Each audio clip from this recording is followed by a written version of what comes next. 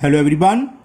Today we will discuss chapter 14 class 7th RS Agrawal math and the topic is properties of parallel lines. तो आज के इस video में हम properties बताएंगे आपको पैरेलल लाइंस की क्या प्रॉपर्टी हैं और दो लाइन पैरेलल हों इनको एक तीसरी लाइन इंटरसेक्ट करे तो कितने एंगल बनते हैं और उन एंगल की क्या प्रॉपर्टी है और कुछ क्वेश्चन करेंगे चैप्टर 14 के। तो सबसे पहले जो आपका टॉपिक है प्रॉपर्टी ऑफ पैरेलल लाइंस। तो पहले पैरेलल लाइंस मालूम होना चाहिए कि पैरेलल लाइंस होती क्या है। देखो किसी एक ही प्लेन में अगर टू लाइंस हों, जैसे एक लाइन ये है, एक और एग्जाम्पल एक लाइन और एक लाइन ये है ना। ये क्या हो रहा है, इंटरसेक्ट कर रही है। इसको अगर हम इस साइड बढ़ाएं तो इंटरसेक्ट, आगे बढ़ाएंगे तो इंटरसेक्ट नहीं कर रही है, एक साइड बढ़ाने पर इंटरसेक्ट कर रही है। ये लाइन चाहे हम इसको पीछे कितना भी प्रोड्यूस का मतलब बढ़ाना प्रोड्यूस कर लो, चाहे इस साइड प्रोड्यूस कर दो, है ना, ये कभी भी इंटरसेक्ट नहीं होगी। तो ऐसा पेयर ऑफ लाइंस कोई जरूरी नहीं, दो से अधिक भी हो सकती है, 3 लाइन्स हो सकती हैं, 4 हो सकती हैं। तो ऐसी लाइन है more than two lines which never intersect, जो कभी भी इंटरसेक्ट नहीं करती, फार दे आर एक्सटेंड, भले ही वो कितनी दूर तक हम बढ़ा दें, तो कहलाती हैं पैरेलल लाइंस। या दूसरे शब्दों हम ये कह सकते हैं, if the distance between two line is always constant at any point, दो लाइन के किसी भी पॉइंट की डिस्टेंस, किसी पॉइंट से ले लें, दो लाइन के बीच की डिस्टेंस हमेशा कांस्टेंट से मतलब इक्वल हो। अगर 5 है तो हर जगह 5 हो, तो वो कहलाती हैं पैरेलल लाइंस। पैरेलल लाइन समझ में आ गया। ऐसी टू लाइंस, टू से मतलब 2 और मोर देन 2, 3 भी हो सकती हैं, एक और ले ली। अगर ये तीनों आपस में नहीं कट रही हैं तो ये तीनों आपस में पैरेलल लाइन है। या इसके बीच की डिस्टेंस और इन दोनों के बीच की डिस्टेंस हमेशा हर पॉइंट, इसका मतलब ये नहीं कि जितनी ये इतनी ये इसके पास ही हो सकती है, मतलब इस लाइन से इस लाइन तक के बीच की डिस्टेंस हमेशा सेम और इस लाइन के बीच की डिस्टेंस हमेशा सेम हो। दोनों की इक्वल है तो नो प्रॉब्लम, दोनों की इक्वल नहीं हो तब भी कोई बात नहीं है। ओके, तो ये कहलाती है पैरेलल लाइन। सबसे सिंपल है, अगर दो लाइन या दो से अधिक लाइन जो कभी भी इंटरसेक्ट ना करे वो कहलाती है पैरेलल लाइन। सबसे बेस्ट एग्जाम्पल पैरेलल लाइन का क्या है, रेलवे ट्रैक। रेलवे ट्रैक हमेशा पैरेलल होती है, हमेशा। वो कर्वी हो रही कहीं पर तो उसमें आपस में पैरेलल है। अगर पैरेलल नहीं होती क्या समझा, ट्रेन आपकी पलटी है समझ लो। ओके, बात समझ आ गया। पैरेलल लाइन तो समझ में आ गया। अब अगर टू पैरेलल लाइन ये हैं, एक लाइन इसको इंटरसेक्ट कर रही है, ये पॉइंट कुछ है, ये पॉइंट कुछ है, 2 पॉइंट पर होगी, पहली लाइन को पहले पॉइंट, दूसरी लाइन को दूसरे पॉइंट पर, तो इस तरह की लाइन कहलाती है ट्रांसवर्सल। क्या कहलाती है, ट्रांसवर्सल। ठीक है ना, तो ये कहलाती है ट्रांसवर्सल लाइन। अब इनकी प्रॉपर्टी बताएंगे। टू पैरेलल लाइंस हैं और कोई एक ट्रांसवर्सल इंटरसेक्ट करें, जैसे ये पैरेलल लाइन थी, मान लो ये पैरेलल लाइन L, ये पैरेलल लाइन M और T फॉर ट्रांसवर्सल, ये ट्रांसवर्सल है। तो देखो 8 एंगल बनते हैं। एक तो ये बना एंगल 1, ये बना एंगल 2, इसको मान लो एंगल 3, ये एंगल 4, इसे मान लिया हमने एंगल 5, इसको एंगल 6, इसको एंगल 7, इसको एंगल 8। तो कितने एंगल फॉर्म हुए, there are 8 angle form if one transversal intersect two parallel line. तो इन एंगल्स के कुछ प्रॉपर्टियां हैं वो हम बताते हैं। ये थोड़ा मैं छोटा हो गया था ना फिगर, तो मैं थोड़ा बड़ा बना दूंगा यहाँ। ये टू ट्रांसवर्सल दो पैरेलल लाइन है L and M। Parallel line को देखो, एक अगर मैं एरो से डिनोटेट करना हो तो सिंगल एरो लगा देते हैं। मान लो ये ऐसे दे रखा होगा कोई फिगर, यानी कि इसकी पैरेलल है और दो लाइन ऐसे दे रखी हो, तो एरो जितने बने 2 एरो बनने हैं, यहाँ भी 2 एरो, तो ये इसके पैरेलल होगी। सिंगल एरो वाली आपस में पैरेलल और 2 एरो वाली आपस में पैरेलल है। ये अगर फिगर देख के हम ऐसे समझ सकते हैं कितने एरो लग रहे हैं। सिंगल वाली आपस में पैरेलल, डबल वाली आपस में पैरेलल है। तो L पैरेलल है M के और ये ट्रांसवर्सल T है। तो 8 एंगल बने, इसको हमने एंगल 1 दे दिया नाम, इसको एंगल 2, इसको एंगल 3, इसको एंगल 4, ये एंगल 5, ये एंगल 6, ये एंगल 7 और ये एंगल 8। इससे पहले हमने लीनियर पेयर एंगल पढ़े, इससे पहले एक्सरसाइज में सप्लीमेंट्री एंगल पढ़े, कॉम्प्लीमेंट्री पढ़े और क्या पढ़े थे, सप्लीमेंट्री हो गए, एडजेसेंट एंगल पढ़े और वर्टिकली अपोजिट एंगल। अब कुछ एंगल पैरेलल लाइन में पढ़ेंगे। तो ये 8 एंगल्स बने, इनके कुछ नाम हैं क्या, उसको डिस्कस करते हैं। फर्स्ट है करस्पॉन्डिंग। फर्स्ट से मतलब ये नहीं पहला, कोई सा भी आप लिख सकते हो। पहला मैं करस्पॉन्डेंस एंगल के बारे में बता रहा हूँ। अल्टरनेट इंटीरियर भी सुना होगा आप लोग ने, वो सभी ही जाएंगे। तो करस्पॉन्डिंग एंगल क्या होते हैं समझो। Corresponding angles. देखो ये पैरेलल लाइन थी और ये पैरेलल लाइन, ये ट्रांसवर्सल। तो ट्रांसवर्सल के सेम साइड होना चाहिए, ट्रांसवर्सल के लेफ्ट हैंड साइड या राइट साइड, और पैरेलल लाइन से भी सेम साइड, या तो अबव हो या नीचे, मतलब इसके अबव ले लो यानी पैरेलल लाइन के भी अबव। ये एंगल ये इसका कहलाएगा करस्पॉन्डिंग। जैसे एंगल 1 ऊपर वाली फिगर से और इसका मेजर था एंगल 5, जरा वही नेम दे रहा हूं उसमें। तो एंगल 1 और एंगल 5 ये करस्पॉन्डिंग एंगल होंगे और ये दोनों आपस में इक्वल होंगे। एंगल 1 इक्वल टू होगा एंगल 5 की। अगर एंगल 60 है 1 तो 5 भी 60 होगा। ओके, अब यही नहीं, इतने ही नहीं है, अब इधर है, हमने बताया था सेम साइड से होना चाहिए ट्रांसवर्सल के, सेम साइड से नीचे के भी तो हो सकते हैं। ये एंगल क्या था 4 और ये एंगल क्या है 8, तो ये भी करस्पॉन्डेंस एंगल है। तो एंगल 4 इक्वल टू एंगल 8, जितना 4 होगा उतना ही एंगल 8 होगा। और भी है भाई, हमने बताया दो लाइन पैरेलल, एक ट्रांसवर्सल लाइन के ऊपर, पैरेलल लाइन के ऊपर और ट्रांसफर के सेम साइड, तो ये इसके इक्वल होगा, ये करस्पॉन्डेंस एंगल होगा, इसका करस्पॉन्डेंस, इसका हमने नाम दिया था एंगल 2 और इसका दिया था एंगल 6। तो यानी कि एंगल 2 इक्वल टू एंगल 6। इस वाली फिगर से बात चल रही है, यहां मैंने अलग से बना दी, नाम नहीं लिखे। देखो ये था, ये एंगल 2 था और ये एंगल 6। एंगल 1 एंगल 5 के इक्वल होगा, एंगल 2 एंगल 6 के ऊपर होगा और ये एंगल इसके ऊपर, अभी रह गया ये वाला, ये एंगल इसके ऊपर होगा, है ना। पैरेलल लाइन ट्रांसवर्सल लाइन के नीचे और ट्रांसवर्सल के लेफ्ट हैंड साइड में, ठीक है। तो कौन सा होगा, एंगल 3 इज इक्वल एंगल 7। तो ये सब करस्पॉन्डेंस एंगल होंगे, जितना ये नहीं चाह सब इक्वल होंगे। एंगल 1 इसके इक्वल होगा, 2 इसके इक्वल होगा और ये जो भी एंगल है कौन सा था, एंगल 4 बराबर होगा एंगल 8 के, और ये था एंगल 3 और एंगल 3 की वैल्यू होगी एंगल 7 की, ये मैंने लिख दिया। तो these are correspondence angle. Okay, next alternate interior angle.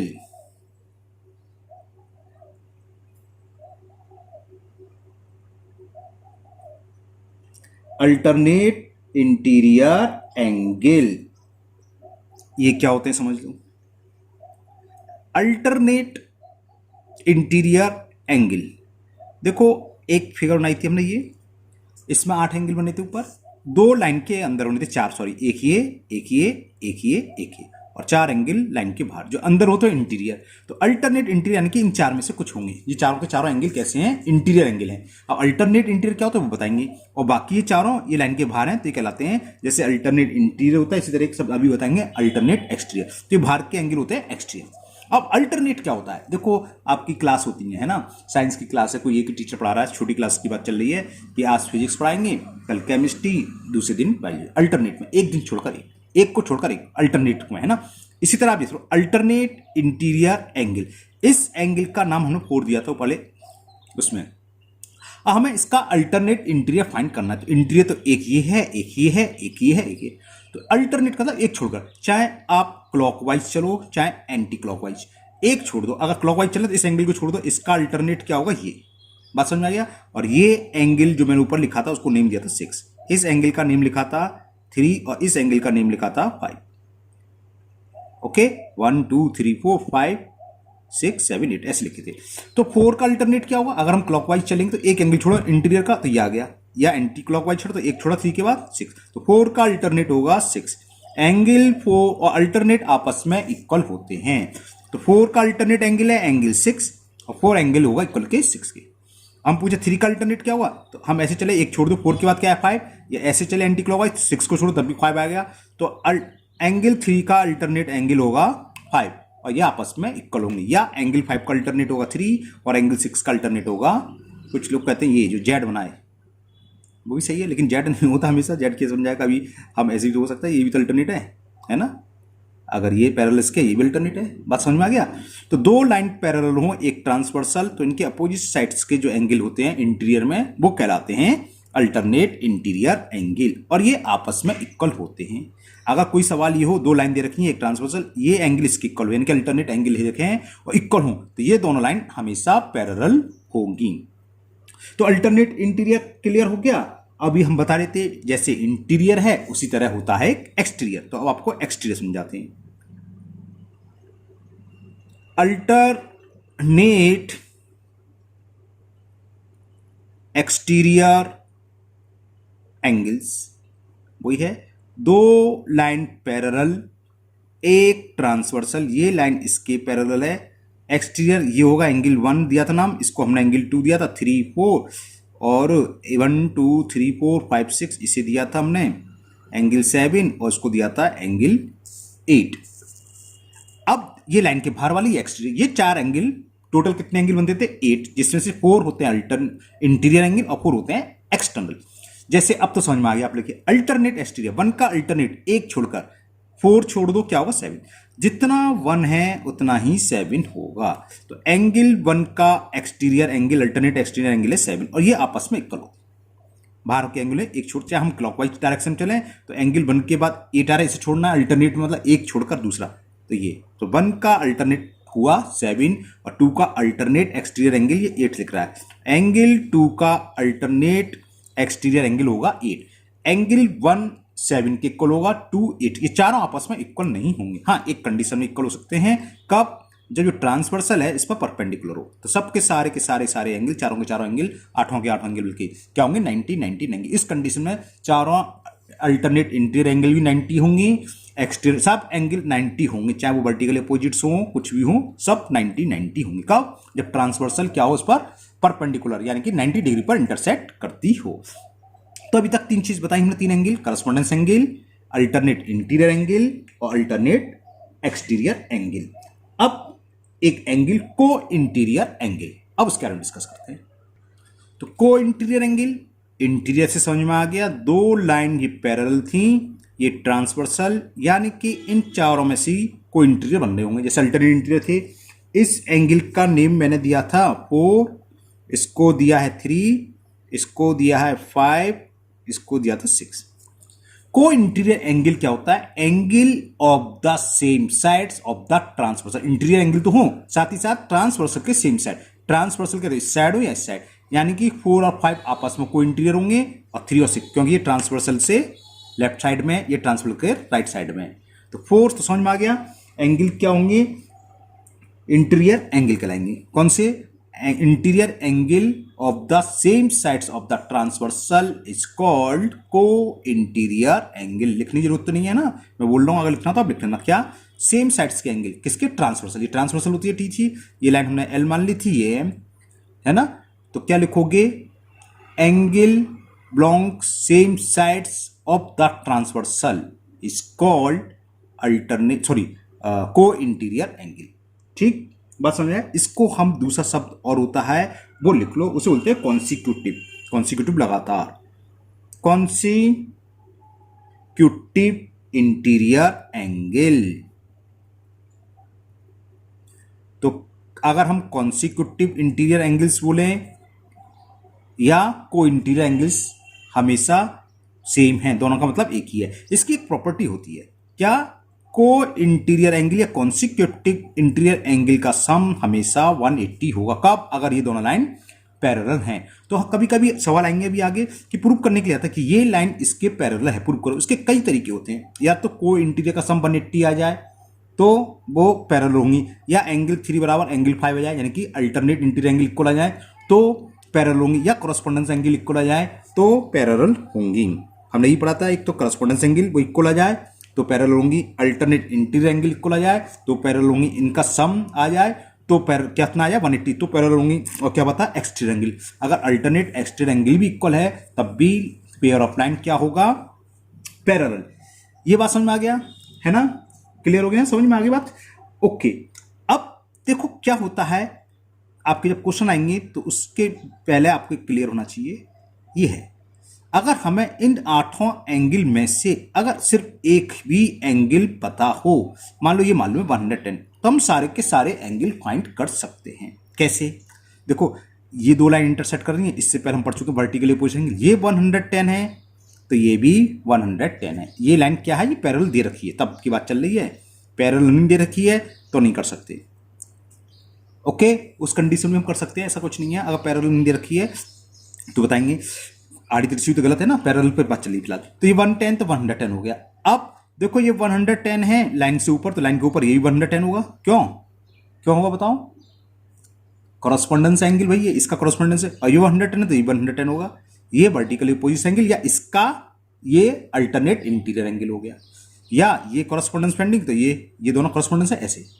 तो 1 से 4 निकाल चुके, अब बाकी 4 कैसे निकलेंगे? ये कैसे है लीनियर पेयर, ये 110, तो इन दोनों का सम कितना होगा 180, और 180 में से 110 सब्ट्रैक्ट करोगे, अरे 180 में से जब 110 सब्ट्रैक्ट करोगे तो 70 आएगा। जब ये 70 तो इसके सामने का अपोजिट एंगल वर्टिकल अपोजिट ये 70, जब ये 70 लाइन के ऊपर ये भी 70, क्यों?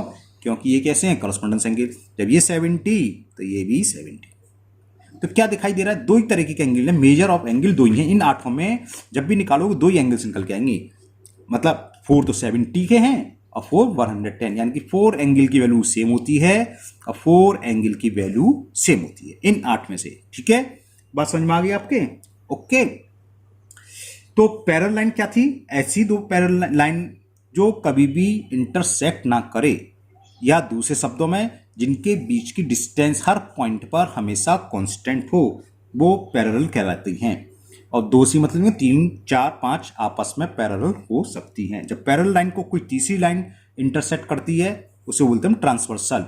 तो 8 एंगल बनते हैं जिसमें 4 इंटीरियर एंगल यानी कि लाइन के अंदर, जैसे 1 2 3 4, और 4 लाइन के बाहर ऊपर या नीचे है ना, लाइन के बाहर, तो वो कहलाते हैं एक्सटीरियर। उसमें आया था करस्पॉन्डेंस एंगल, डिस्कस कर चुके हम, अल्टरनेट इंटीरियर, अल्टरनेट एक्सटीरियर और को इंटीरियर एंगल या कॉन्सिक्यूटिव इंटीरियर एंगल। ये इंपॉर्टेंट है। इन दोनों एंगल का सम 180 होता है। ओके, अब थोड़ा सा और डिस्कस करेंगे, फिर हम एक्सरसाइज के कुछ सवाल करेंगे। ये मान लो एक फिगर दे रखी होगी, क्वेश्चन में जिस टाइप कहेंगे, हमें प्रूव करना होगा कि ये लाइन इसके पैरेलल है, कि लाइन ए पैरेलल है लाइन बी के। तो क्या क्या प्रूव कर सकते हैं? अगर हम किसी तरह ये प्रूव कर दें ये एंगल इसके इक्वल है, बस इतना ही कर दें, तो ये लाइन क्या होगी पैरेलल, क्योंकि ये कैसे कहलाएंगे, कौन से एंगल कहलाएंगे? Corresponding angle. क्लियर? दूसरा तरीका, अगर हम ये प्रूव कर दें ये एंगल इक्वल है इसके, तब भी इतनी सी प्रूफ हो जाएगा, line A will be parallel to line B. क्यों? क्योंकि ये एंगल इसके इक्वल, और ये कैसे कहलाते हैं? Alternate interior angle. ये उसी कंडीशन में इक्वल होते हैं जब ये लाइन पैरेलल हो, अदरवाइज नहीं होंगे। तो इतनी से हो जाएगा ये प्रूफ। और क्या कर सकते हैं हम कि अभी बताया को इंटीरियर एंगल इस याला एंगल, कौन सा? ये तो थोड़ा नीचे याला एंगल, और ये क्या कहलाते हैं? कॉन्सिक्यूटिव इंटीरियर या को इंटीरियर लिखा था ना, कॉन्सिक्यूटिव लगाकर बताया को इंटीरियर। अगर हम इन दोनों एंगल की वैल्यू अगर बाई चांस रखी हो, इन दोनों को या निकाल सकते हो, इन दोनों को ऐड कर दें, और ऐड करने के बाद अगर सम आ जाए 180, तो ये दोनों लाइन आपस में पैरेलल होगी। और एक और तरीका, अगर हम किसी तरह से प्रूव कर दें ये एंगल इस एंगल के इक्वल है, यानी कि अल्टरनेट एक्सटीरियर एंगल, तब भी ये दोनों लाइन सेगमेंट या लाइन आपस में पैरेलल होगी। ओके, तो इतने तरीके हैं, या तो अल्टरनेट इंटीरियर एंगल प्रूव कर दो, अल्टरनेट एक्सटीरियर एंगल प्रूव कर दो, या करस्पॉन्डेंस एंगल कर दो, या सम ऑफ को इंटीरियर एंगल निकाल दो। वो अगर 180 आ जाए तो ये दोनों लाइन आपस में क्या होंगी? पैरेलल। ओके, तो मुझे उम्मीद है इतनी बातें आपको समझ में आ गई होंगी। अगर कुछ भी प्रॉब्लम लगती है, आप एक बार आप वीडियो रिवाइंड करके दोबारा सुने, ध्यान से सुनिए, है ना, क्योंकि ये कॉन्सेप्ट क्लियर होगा तो ये आगे 9th में भी है आपके। इस एक्सरसाइज के मैं एग्जाम्पल भी कराऊंगा, पहले एक्सरसाइज उसके बाद एग्जाम्पल। एग्जाम्पल अच्छे हैं, कुछ एग्जाम्पल ऐसे हैं जो आपके 9th क्लास के बुक में भी है, वो एनसीईआरटी की में। ओके, तो चलिए अब टाइम ना वेस्ट करते हुए एक्सरसाइज स्टार्ट करते हैं। Exercise 14। Now exercise 14 and the first question. This figure is given. क्या given है? L is parallel to M. Parallel line पूरी मैंने बता दी, लेकिन ये बताना भूल गया, पैरेलल का सिंबल ये होता है ना, 6 में भी पढ़ा है कि L पैरेलल टू M, तो पैरेलल ये ऐसे दो कर दें, 11 सा बना दें, तो ये कह रहा था पैरेलल को L पैरेलल टू M, इसका मतलब ये होता है ना। तो लाइन दे रखी है, ये लाइन इसके पैरेलल है और ये ट्रांसवर्सल T दे रखी है। Okay, if angle 5 is 70 degree, ये 5 एंगल दे रखा है मैं 70 डिग्री के, तो find the measure of each angle 1348, 1348, बस इन 4 का निकाला। अभी हम समझा थे एक एंगल हो तो हम सब एंगल निकाल सकते हैं। तो देखो एंगल 1 निकालें पहले। एंगल 1 इक्वल टू एंगल 5 क्यों होगा? 1 इक्वल टू 5 क्यों होगा? क्यों? ये कैसा एंगल है? क्रॉसपॉन्डिंग। इसमें हमें लिखना चाहिए जो एंगल है वो कायदे से हमें ब्रैकेट में लिखना चाहिए। तो क्यों है? ये कॉज लिखते हैं, because these are corresponding angle. और करस्पॉन्डिंग एंगल क्या होते हैं आपस में, करस्पॉन्डिंग एंगल्स को हम एंगल बना के ऐसे लिख देते हैं शॉर्ट में। तो एंगल 5 की वैल्यू दे रखी है 70, तो एंगल 1 की वैल्यू कितनी हो गई 70। तो पहला तो ये निकला है एंगल 1। फिर पूछा है एंगल 3। अब देखो एंगल 3 किसको होगा एंगल 1 के, ये कैसे एंगल है, वर्टिकली अपोजिट्स एंगल, और एंगल 1 निकाल चुके हैं कि नहीं है। या एंगल 3 को हम ये भी लिख सकते हैं angle 3 equal to angle 5 alternate interior angle. अब यहां दो तरीके हैं, या तो एंगल 3 को आप एंगल 1 के इक्वल रख दो, अगर एंगल 3 को एंगल 1 के लिखकर लिखोगे तो कॉस क्या लिखोगे, वर्टिकली अपोजिट एंगल, या एंगल 3 इक्वल टू एंगल 5 रखोगे तो ये कहलाता, क्योंकि ये लाइन पैरेलल है तब, तो ये कहलाते हैं अल्टरनेट इंटीरियर। तो 3 इक्वल टू 1 वर्टिकल अपोजिट्स, मैं 3 इक्वल टू 5 लिख रहा हूं जिससे कि आपको अभी जो सीखा है वो याद हो जाए। अल्टरनेट इंटीरियर क्या होता है, करस्पॉन्डेंस कर आप कुछ भी कर सकते हो।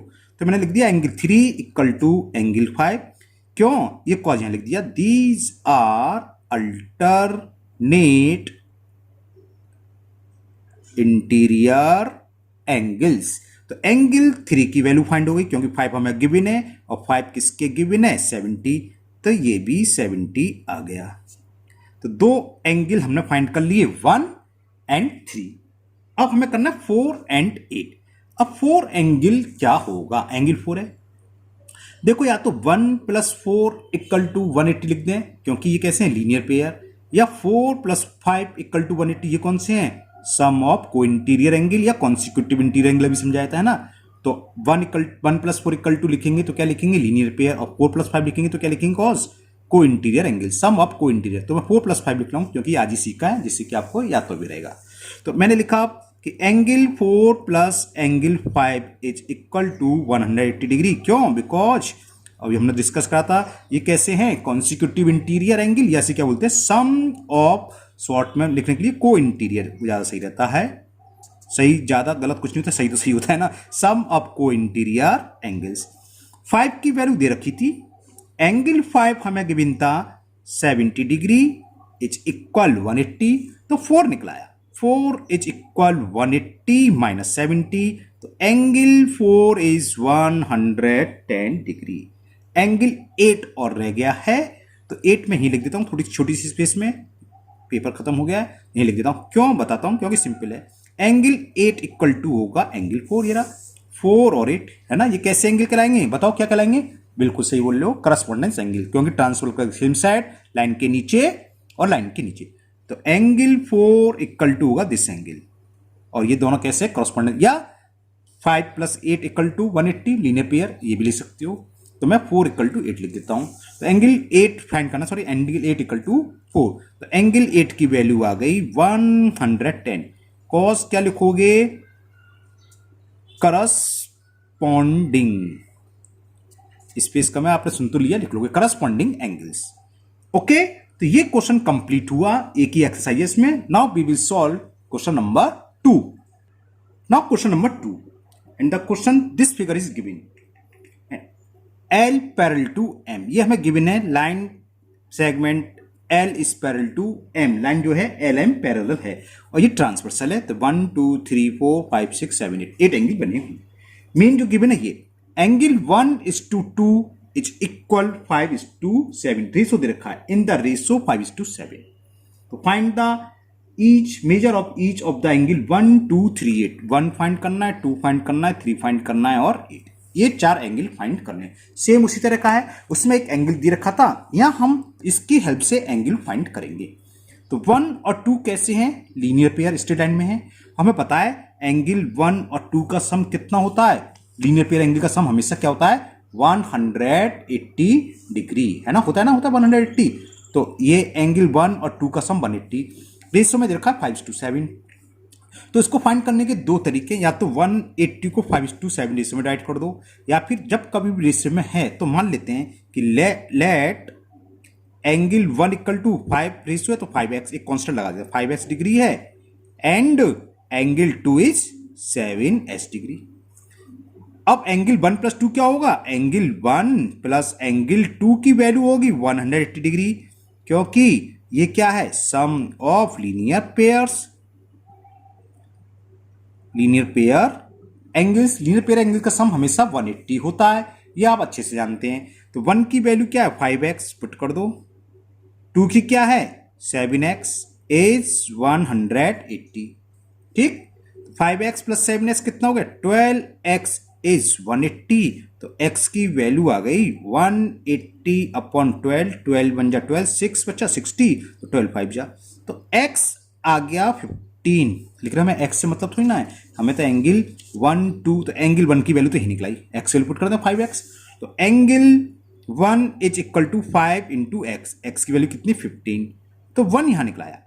एंगल 1 जो पूछा था ये आ गया 75, एंगल 2 भी निकलाया 2 7x, एक्स की वैल्यू पुट कर दें, और x क्या निकल के आया था 15, तो एंगल 2 इज 7 इंटू 15, तो एंगल 2 भी आ गया 105 डिग्री, तो दो एंगल तो निकलाए।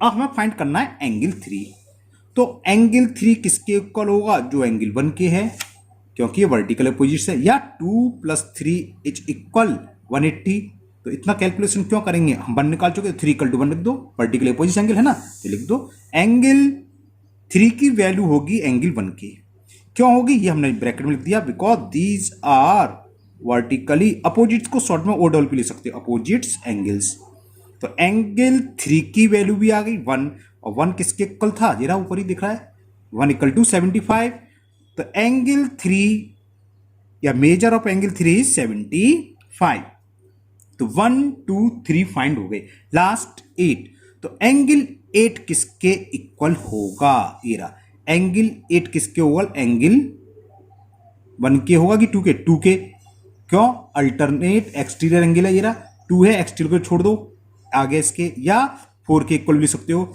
लेकिन 4 एंगल हमने निकाला नहीं, हमने कौन कौन से निकालना है 1 2 3 है ना, तो 8 कैसे निकलेगा, एंगल 8 होगा एंगल 2 के इक्वल, क्योंकि ये एक्सटीरियर है, कौन सा अल्टरनेट एक्सटीरियर, तो लिख दो एंगल 8 इज इक्वल एंगल 2, क्यों, because these are alternate exterior angles, तो एंगल 8 की वैल्यू वही होगी जो एंगल 2 की है, और एंगल 2 की वैल्यू क्या है 105 डिग्री। अब जरा एक बार और देख लो, हो सकता है किसी ने कर रखा हो ये किसी और मेथड से।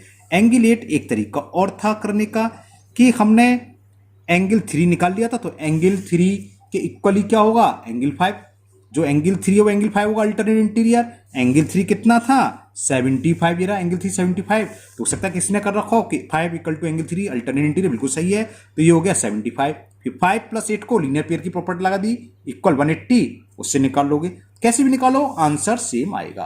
तो ये रहा आपका सॉल्यूशन, क्वेश्चन आंसर एंगल 1 का 75, एंगल 2 105, एंगल 3 75 और एंगल 8 105, 75 105 75 105। ओके, आज के वीडियो में ये 2 क्वेश्चन है, बाकी हम नेक्स्ट वीडियो में करेंगे क्योंकि वीडियो बड़ा हो जाएगा, अभी और क्वेश्चन करते हैं, और मुझे उम्मीद है ये आप लोगों को अच्छे से समझ में आ गया होगा। तो जो इंट्रो बताया मैंने है ना, इससे पहले टाइप्स ऑफ एंगल की करस्पॉन्डेंस एंगल और को इंटीरियर एंगल या अल्टरनेट इंटीरियर या अल्टरनेट एक्सटीरियर एंगल, तो उससे आपका कंसेप्ट क्लियर होना चाहिए, अच्छे से समझ लेना, तब जाके ये सवाल होंगे, है ना। और इससे पहले जो एक्सरसाइज हो चुकी है वो भी कि vertical opposite angle, adjacent angle, linear pair angle का सम क्या होता है, वो भी आपको अच्छे से मालूम होना चाहिए। बहुत इजी एक्सरसाइज है, अगर आपका कंसेप्ट क्लियर तो कुछ नहीं है, बहुत सिंपल है ना। फिर मिलते हैं नेक्स्ट वीडियो में। अगर आप पहली बार चैनल पर आए हो तो चैनल को सब्सक्राइब करना ना भूलें, साथ ही साथ बेल आइकन को जरूर पुश कर लें, जिससे कि इसके आगे के जब भी क्वेश्चन मैं अपलोड करूं वो आपके मिस नहीं हो, आपके पास उसका नोटिफिकेशन आ जाएगा। इस वीडियो को अपने दोस्तों को भी शेयर करें क्योंकि वो भी इस वीडियो का फायदा उठा सकें। फिर मिलते हैं नेक्स्ट वीडियो में। Thank you, have a nice day.